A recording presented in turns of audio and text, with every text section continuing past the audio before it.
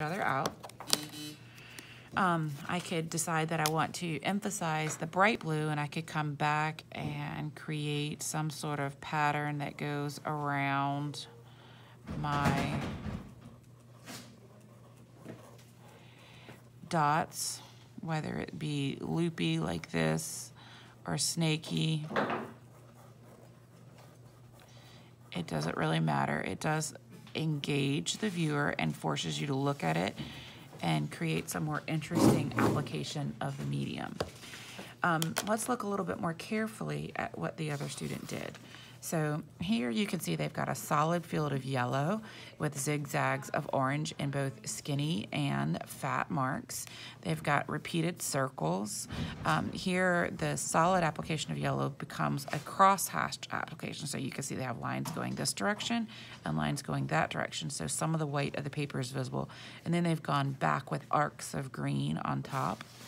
Here it might be difficult to see, but it's actually little dots of yellow that fades out. So it gets really saturated and they're really tight together here, and they fade out as they come away from the center of the paint of the composition. Here, this is what happens when you overlap green on top of orange. So you've got a solid, saturated application of orange, and then these sort of curly Q kind of loops of green on top. Here we have stripes of yellow in this direction and scribbles of green. But this is with a dyeing marker. And the more that they overlap it, the more that the ink sort of builds up on itself and gets very dense and saturated. This looks like it's rough, whereas some other areas may look like they're woven. This is that dyeing green marker here, and you can see they're going in vertical and horizontal applications. Notice in each of these, they go all the way up to the area that's been defined by their negative space, but not into it. Yes, I know that he made a mistake right here, but it's okay. He didn't fail because of that.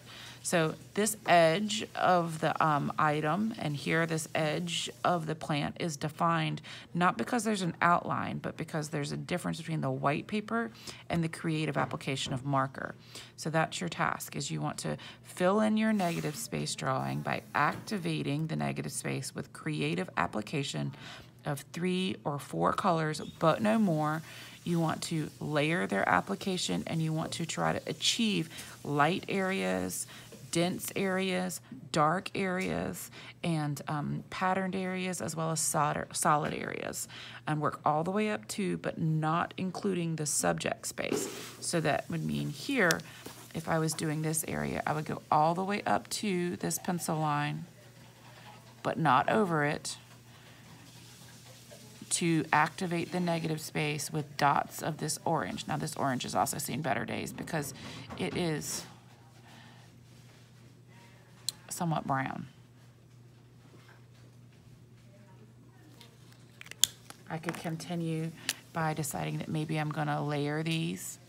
So I've got the blue going in on top of the orange, and that's going to give me a very dark area. But I'm definitely using these dots. This area here, notice I go all the way up to and include the pencil. Very tightly packed vertical lines. The other area could be very tightly packed horizontal lines. When you're all done, we gotta let the ink dry really, really well, and then you'll take your pencil and you'll erase away your pencil lines, and it'll make it look like you are a magician. Good luck. Work hard. It's due at the end of class on the wall with your name and number on the back.